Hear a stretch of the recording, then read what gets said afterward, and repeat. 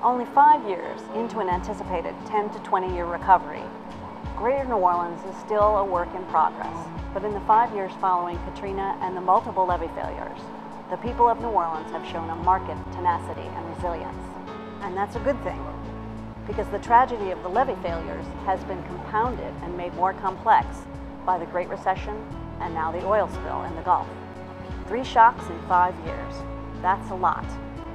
All cities experience shocks, not just New Orleans. Note that nearly every city in the country experienced the shock associated with the Great Recession. New Orleans has just had a few more shocks than its share lately. The New Orleans Index at 5 examines 20 key indicators and 7 topical essays to assess the extent to which Greater New Orleans is rebounding from Hurricane Katrina, the Great Recession, and the oil spill. Together, this evidence reveals the following. Greater New Orleans is rebounding, and in some ways better than before, with emerging signs of a healthier economy, better social outcomes, improved schools, and basic services.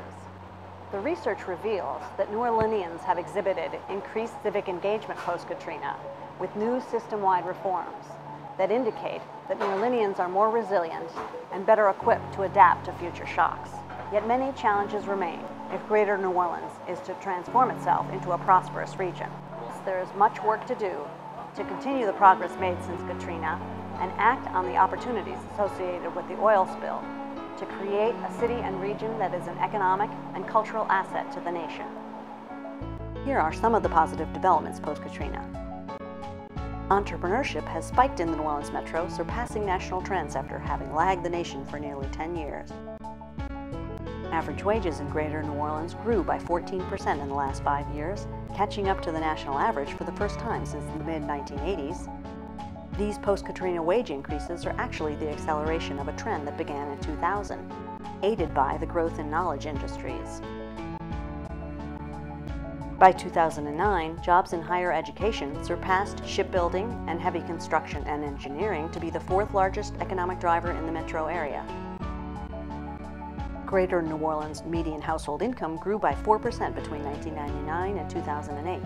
At the same time, median household incomes declined nationally, driven by the Great Recession.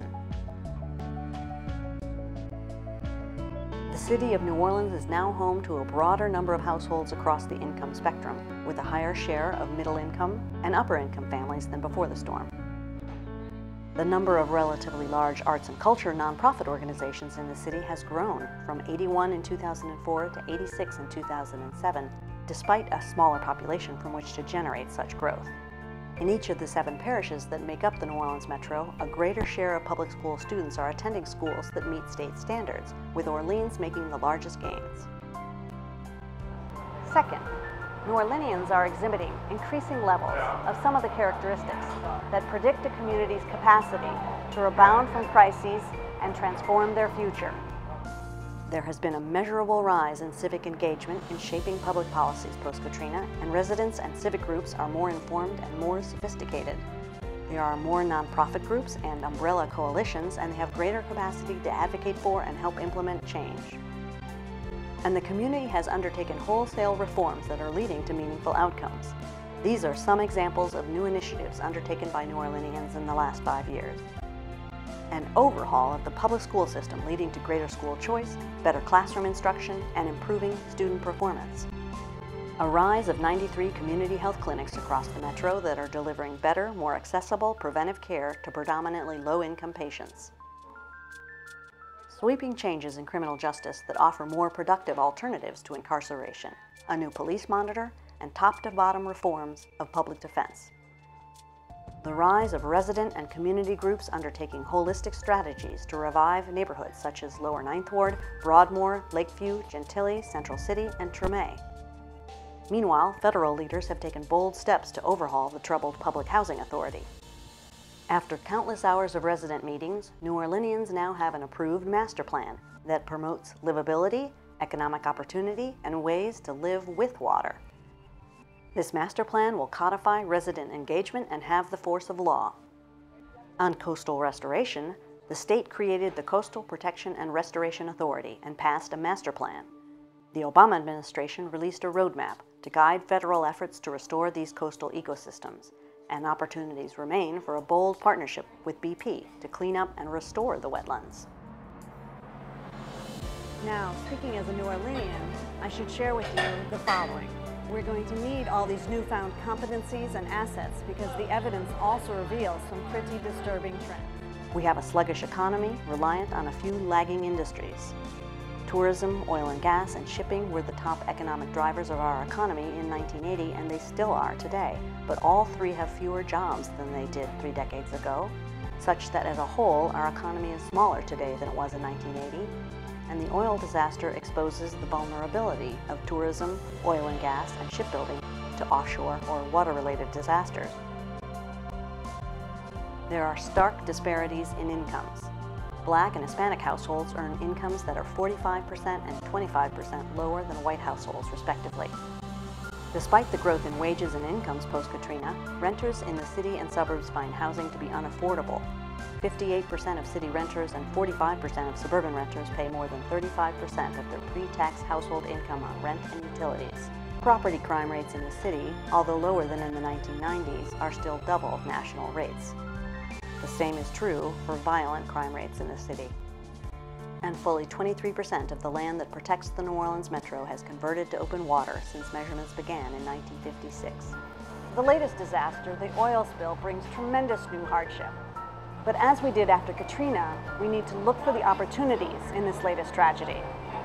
Together with federal, state, philanthropic, and private sector leaders, we must design a post-oil spill recovery effort that builds on our post-Katrina investments. Key actions for the future are these 3. First, we must sustain and build on the progress made since Katrina. There is great momentum behind improving public education, healthcare, criminal justice, and rebuilding homes in neighborhoods of opportunity. Yet as the topical essays have identified, much of this progress is under threat. Each of the essays has identified a set of actions that leaders can take to advance the next round of improvements in education, healthcare, land use, etc. Second, both the recession and the oil spill disaster reinforce the need to pay close attention to our economy and our coastline. The importance of our wetlands is finally becoming clear to the nation. The federal government should use this opportunity to fund significant coastal restoration projects, and at the same time, we New Orleanians should lead by example and begin to implement some of the good ideas in our city master plan around living with water. On the economy, there are multiple ideas for how to move forward. We offer just a few. For example, we could tap our expertise in energy and higher education research capacity to expand into renewable energy, such as hydropower. We could capitalize on the President's call for doubling our nation's international exports over the next 5 years by modernizing our port and multimodal freight strategy. And we could increase the capacity of small businesses, particularly minority and women-owned businesses, to participate in opportunities associated with the billions of dollars of infrastructure rebuilding activity slated to happen here in the next few years. Remember, all cities experience shocks, not just New Orleans. Our third key action is to strengthen the assets and capacities of regional resilience to minimize the impact of future disasters and help shape the city's future course.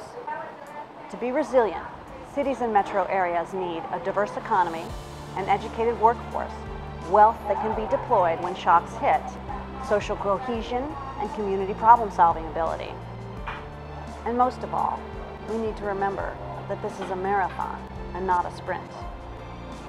For some, this New Orleans Index at 5 points out the enormous progress that has been made in New Orleans.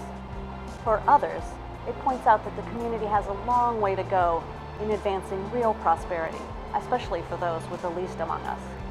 Both these perspectives are true.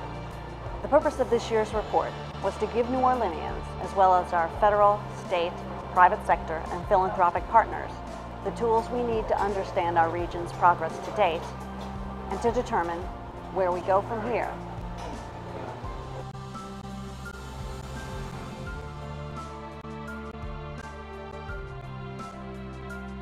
The first thing that I think would be most helpful is for the community at large to read this report and to see it in its totality. And then the next step is, now that we are clear about what areas we have to work on, who's going to do what, when, and how.